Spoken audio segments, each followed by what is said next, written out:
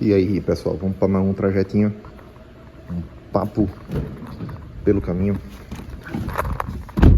aqui no Civicão. Vamos embora, né? Quais são as novidades do dia que a gente tem para conversar? Tem algumas novidades aqui no canal que a gente coloca aí, né? Vai compartilhando para depois a gente ir comentando durante os trajetos que a gente faz. O suporte vai colaborar. E na verdade a gente vai fazendo esse trajeto, conversando, trocando ideia, colocando um papo de e comentando sobre algumas curiosidades. Por exemplo, você sabe que SUV ele foi encerrando com o ciclo de muitos carros, né? Com a vida de algumas carrocerias. Não foi somente as peruas. Começou lá pelas peruas, passou pelas minivans que quase pareciam SUV e agora está fazendo aquela força para acabar de vez com os sedãs. Sedãs realmente são os últimos resistentes ao advento do SUV. Será que teria chance de resistir? Não sei. Ainda existe alguns que estão aí no mercado, né? Tá aí Corolla lutando bravamente.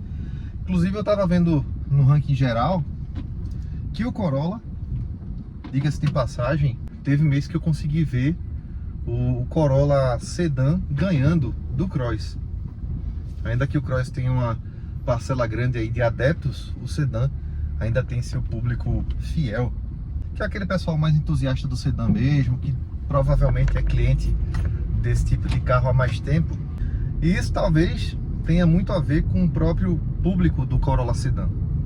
Lembre que é um público mais conservador, que tem o hábito de geralmente trocar de Corolla para Corolla. Passou ali 3 anos, 2 anos, 4 anos, cada pessoa tem um ciclo estimado, aproximado. Vai lá, troca para outro carro novo. Ele só quer a mesma versão do mesmo carro, né? Ele só quer basicamente a versão mais nova do mesmo carro. Então esse público, uma parte foi convencido a passar para o Cross. De fato, o Corolla Cross vai ser vantajoso em algumas coisas. Por exemplo, embarque e desembarque, freio de estacionamento eletrônico. Tem algumas versões do Corolla Cross mais convidativas aí, que são bem legais. A famosa altura relativa ao solo também. Vamos virar a câmera para frente? Olha aí, vamos pegando aqui a paisagem da rua. Deixa eu só ajustar aqui porque esse suporte está fazendo barulhão. Olha aí o T-Cross na versão mais nova. Ficou legal aí com a lanterna toda interligada, né? Então o Corolla Cross tem de fato algumas vantagens em relação ao sedã, assim como o sedã tem algumas vantagens em relação ao Cross. A gente já falou bastante sobre isso. Mas mesmo assim, o público que é fã do sedã, que não abre mão do sedã, tá conseguindo segurar a onda aí do Corolla, um dos últimos sobreviventes na era dos sedãs médios, uma vez que o Civic já não vinha bem na geração passada, ainda nacional, e agora muito menos com a sua versão importada. Então, entre sedãs médios, é o único que sobrevive ainda de uma forma até bacana, honrosa, legal, dá uma perspectiva boa.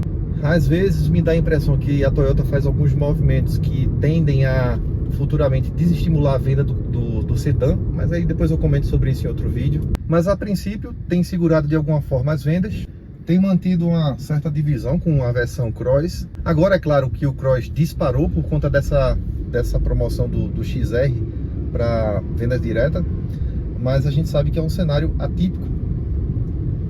É possível que o sedã dispare no próximo, porque com a saída do XR, né, com a suspensão da venda do Corolla XR Cross, o pessoal agora voltou os olhos para a versão GLI, que é muito legal, por 119 mil na venda direta, né?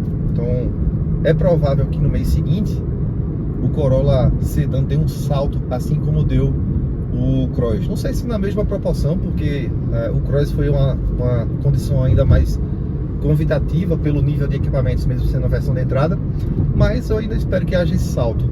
De sedã, hoje a gente tem um Corolla sobrevivendo, Cruze já foi embora, Civic tem como importação, Nissan Sentra, que é um carro muito bonito, mas carrega os problemas de pós-vendas, enfim, aquela fama que a Nissan criou de ter peças muito caras, reposição complicada. Se fosse por beleza, eu diria que o Sentra seria o primeiro lugar disparado, ganhando de todos, de Corolla, de Civic, do já descontinuado Cruze. O Nissan Sentra hoje é o carro mais bonito entre os sedãs médios no mercado. Mas como não é um concurso de beleza, então a gente tem outros critérios que são colocados em voga na hora de escolher. O Corolla acaba levando por tradição de fidelização dos clientes e assim vai sobrevivendo à extinção dos sedãs. Tomara que seja eterno enquanto dure. Nos sedãs menores a gente encontra lá o Nissan Versa, o Volkswagen Virtus, que eu acho inclusive um carro muito legal, mas às vezes eu acho que a Volkswagen também está desinteressando nele pelo pacote que ela fez nas versões de entrada. Vai dar pra... Às vezes eu fico olhando esses pacotes de entrada, dá a impressão que o sedã sempre ele acaba sendo prejudicado. No caso do Virtus, o Virtus de entrada é bem depenadão, bem básico, né? Enquanto que, por exemplo, o Nivus ou até mesmo o T-Cross de entrada, ele vai ser bem mais convidativo, bem mais interessante, bem mais equipado. Assim como o Corolla, né? Corolla Cross mais bem equipado, Corolla Sedã mais simplão. Eu acho que, de fato, sei lá, a impressão que me dá é que as montadoras estão realmente desestimulando a compra do sedã. Você olha lá para o sedã, tem a falta de interesse em comprá-lo e ele sai do mercado. É basicamente isso, que as vendas vão baixando até que eles veem ali um motivo para tirar do mercado de vez. Essa é a impressão que passa, porque mesmo eu gostando muito de sedãs, tem certas opções de SUVs que saem em comparação de preços com sedã e nível de equipamentos principalmente, que acaba fazendo você, poxa, não tem muita lógica eu pagar esse tanto em um sedã bem, né, básico, sem equipamentos, e pagar esse mesmo tanto, um valor próximo, né, por um SUV, né, de um porte parecido ou de um mesmo porte, que tenha um nível de equipamentos lá em cima. Aí é complicado, né? Então talvez seja uma estratégia para convencer por via das dores aí os aficionados por sedãs a abandonarem o barco. A Honda colocou o Civic por importação. As versões de vendas diretas da Toyota do GLI são extremamente simplonas. Não sei, vamos ver o que é que vai acontecer pela frente, né? Eu não vejo muito projeto envolvendo sedã, como já falei lá no começo, né? Passou primeiro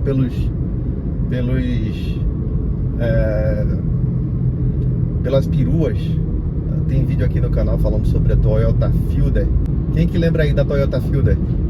Carro que foi lançado ali em 2004 e teve uma vida bem curta. A Toyota Fielder durou de 2004 até 2008, porque ela chegou no momento que já começava a surgir os primeiros SUVs. Lembra aí da EcoSport? A EcoSport chegou quando? Em 2003. Eu lembro bem que quando a EcoSport foi lançada, foi um estouro, foi um sucesso, né? O pessoal tava naquela coisa do Jeep, de comprar um Jeep e aquela sensação de um Jeep. Essa nomenclatura SUV acho que nem era usada ainda na época assim de forma comum, talvez mais tecnicamente, mas não era um termo tão popular como é hoje, SUV. Então era o Jeepinho, né? Eu lembro que o pessoal falava que era o Jeepinho da Ford. E a EcoSport agradou muito. Veja que estratégia genial que a Ford teve. Colocou um carro com a plataforma do Fiesta. Foi aí que começou essa brincadeira toda, né? Foi quando as montadoras começaram a explorar de fato essa coisa da impressão visual, de não precisar mexer muito com plataforma, com projeto do carro.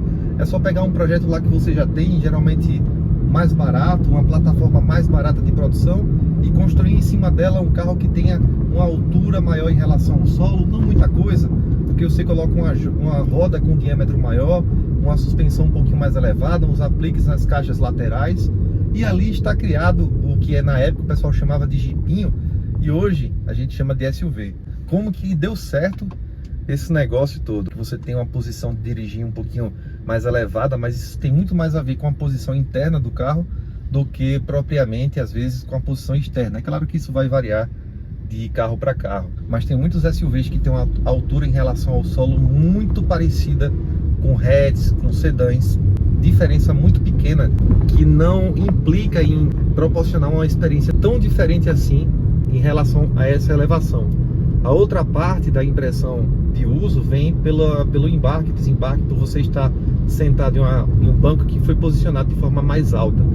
E é claro que isso oferece mais conforto para o público comum que não está preocupado muito em carro esportivo, ou ter uma tocada mais envolvente, ou ter um carro que instiga a dirigir, ou coisa do tipo. É o cara que quer entrar no carro, sentir que está no sofá super confortável, se deslocar do ponto A ao ponto B, fazer suas viagens com tranquilidade, e funciona bem. O público geral tem um gosto específico, esse gosto voltado para esse tipo de plataforma. As montadoras acharam um caminho de produzir isso de uma forma muito rentável para ela. Baseou boa parte desses SUVs em plataformas de carros menores e conseguiu, claro, alavancar a sua lucratividade. E assim, tiramos aí, voltando, né, para a questão da Fielder, aí chegava a EcoSport, mais para frente chegou o Hyundai Tucson, quem que lembra aí também do sucesso que foi aquele carro, né? Um carro beberrão demais, pesado, né? Pesado, o deslocamento dele pesado, difícil de andar. Tinha a versão V6, mas o que mais vendia era a versão mais comercial normal, 4 cilindros. E esse carro, mesmo sendo beberrão, pesado e tudo mais, a moda do SUV, o advento, a chegada da era SUV se encarregou de fazer com que ele fosse um grande sucesso, como foi por muitos anos. Tanto é que a Hyundai nem quis tirar ele de linha. Aí, ao invés de lançar o novo Tucson, o New Tucson, na época, trouxe o iX35, que deveria ser o Tucson aqui. Então conviveram aí 2 gerações, uma sendo chamada de X35 e a outra de Tucson. E agora, bem mais tarde, né, quando já não tinha mais o que extrair do Tucson que a gente conheceu como sucesso, aí lançaram o outro Tucson, de fato, um novo Tucson aqui no Brasil, mas aí já era tarde, já tinha passado a febre dos Tucson, a Hyundai tinha perdido a vez. O bom é que ela conseguiu compensar isso com a chegada do Creta, que apesar de ser uma categoria abaixo, conseguiu salvar aí as vendas da montadora, junto com a HB20, junto com os outros produtos mais vendáveis da marca, né? Na verdade são o HB20 e Creta os principais, né?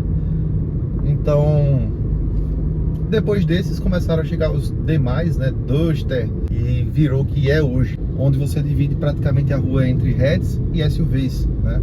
Polo, Kwid, Onix, HB20, e se subir um pouquinho vai para SUV, né? Você vê um Etios, pode ter certeza, como esse aqui sedã, pode ter certeza que vai ser uma cena com tendência a diminuir. Ah, tem os sedãs derivados de hatches, como por exemplo o Onix Plus, né?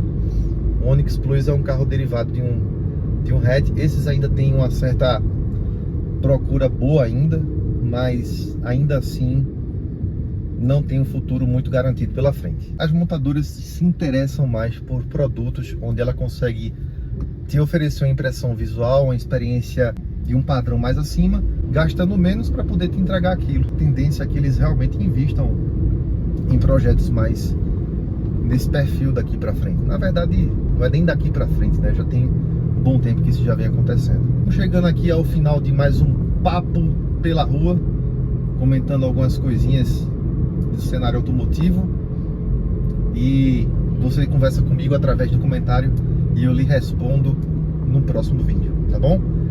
Valeu, pessoal, se inscreve aí se você chegou por aqui agora, tá convidado a se inscrever, ative as notificações, faça seu comentário, deixe o seu like e a gente se encontra por aí. Valeu, gente, tchau!